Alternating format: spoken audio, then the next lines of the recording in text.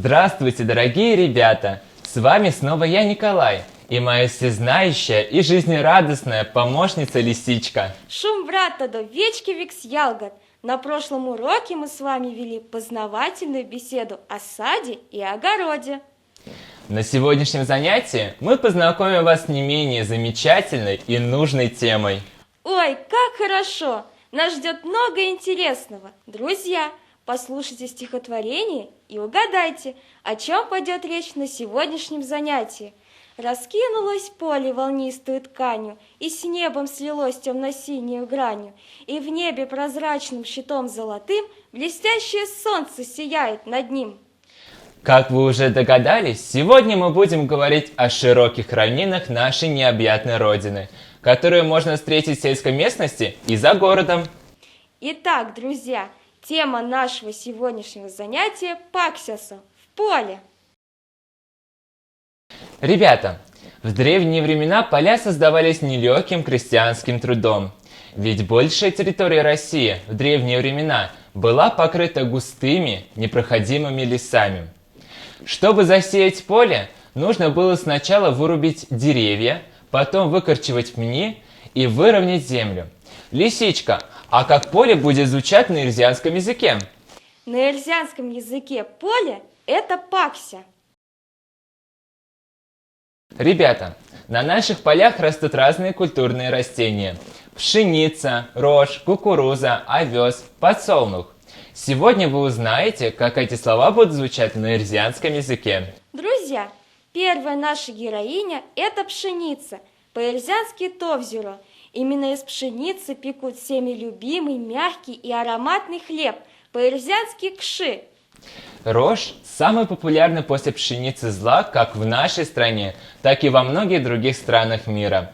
Рожь занимала важное место на столе разных народов. Не утратила она свое значение и сегодня.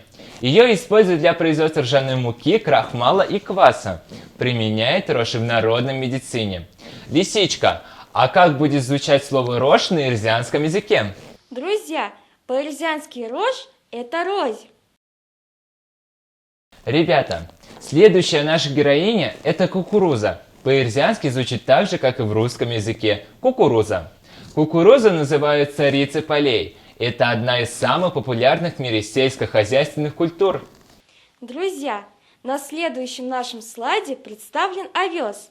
Сеять его стали намного позже, чем пшеницу. Люди оценили это растение лишь когда начали приручать лошадей. Оказалось, лучший корм для них – овес. Овес ценят также за высокую питательность зерна.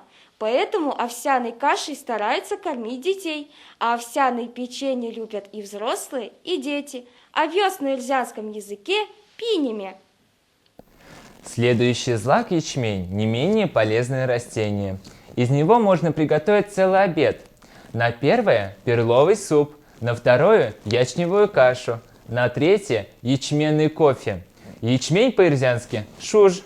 Друзья, на полях нашей необъятной Родины растут и подсолнухи, по-эрзиански чинджараму. Цветы подсолнечника всегда обращены к солнцу при любой погоде. Не случайно подсолнух стал символом солнца, радости и оптимизма, а также верности и достоинства.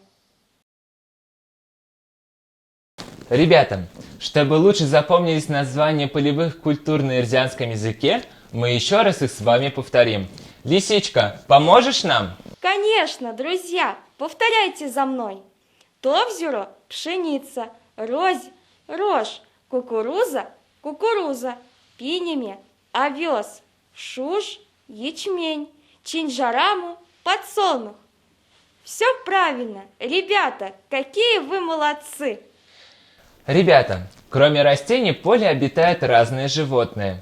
Полевые животные по-эрзиански назовем паксян-ракшат.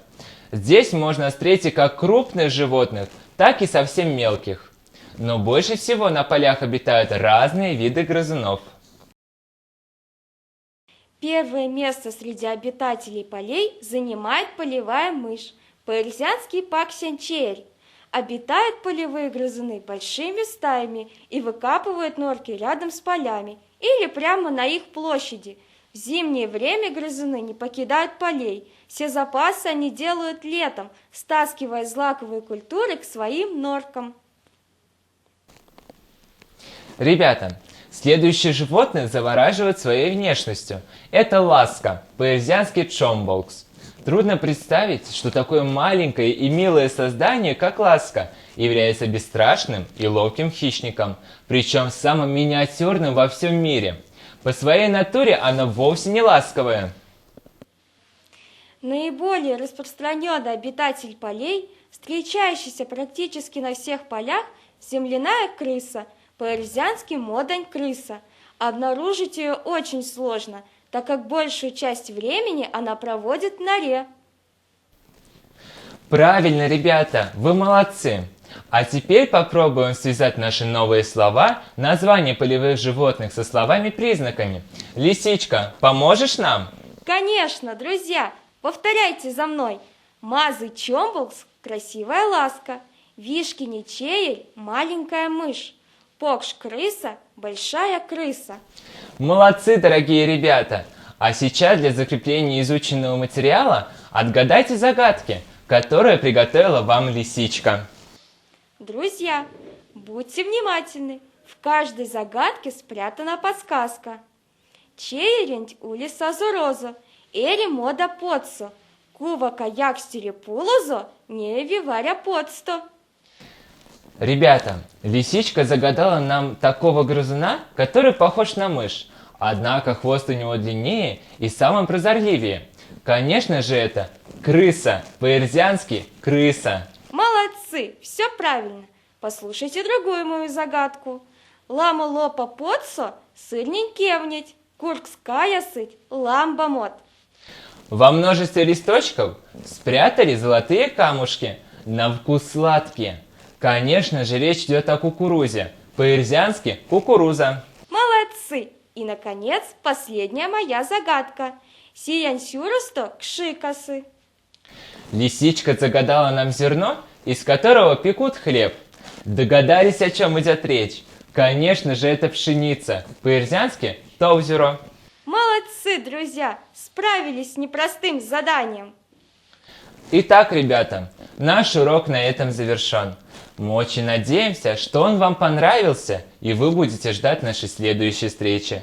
Не мазано квечки вексялгат. До встречи, дорогие друзья! Вас то мазанок! Хто не мази, у Марічу, хто